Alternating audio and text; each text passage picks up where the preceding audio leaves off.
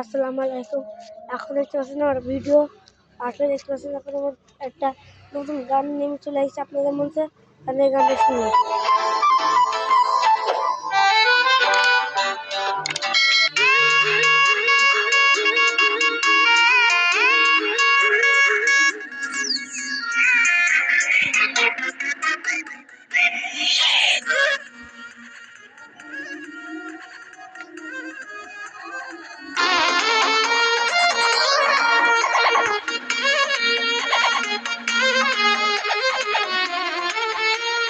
छीटा जवानी के उड़े दहो, मनवा से मनवा के जुड़े दहो।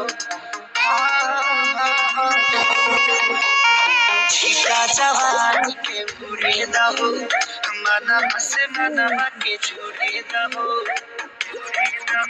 आज सुते दरिया तान की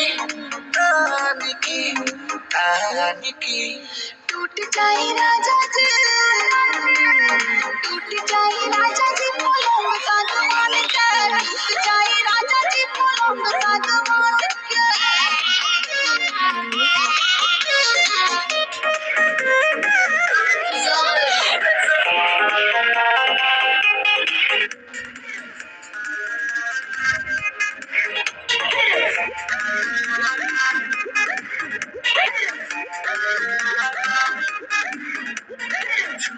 कटौन की खाना कटौन की चदरा बिछा दी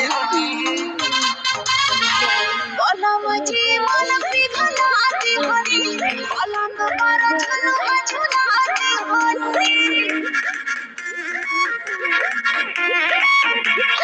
छुए तो बदन की खाना कटौन की चदरा बिछा दी हरी,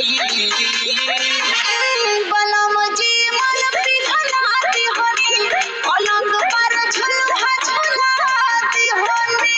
परियार बट बेटिया फान के टूट जाए राजा जी, टूट जाए राजा जी पलंग सागवान के, टूट जाए राजा जी पलंग सागवान के।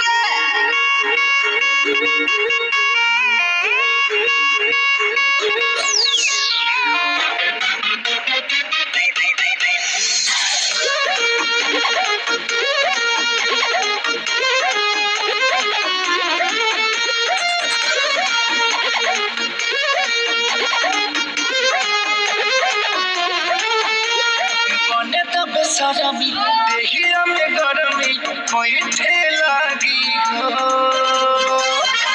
कमरिया ठेलागी हो, नस नस कोई ठेलागी हो।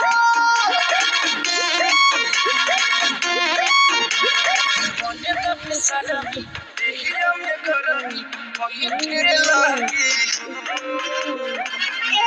कमरिया ठेलागी हो, नस नस कोई ठेलागी हो। तू बहाना न बनाव सब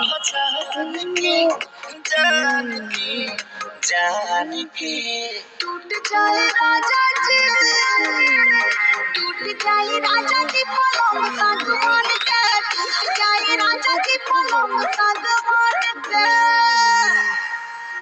আসসালামু আলাইকুম। আমার ভিডিও লাইক সাবস্ক্রাইব শেয়ার বিলাইকন চালু করতে, আমি যখন ভিডিও করি আপনার কাছে যাবে শিওর আপনারা আমার ভিডিও দেখেন। আসসালামু আলাইকুম রহমতুল্লাহ। আমি বললাম পেলে বাটন সাথে আপনি ভক্ত হলে দেন, না হলে না দেন, সমস্যা নেই। টাটা।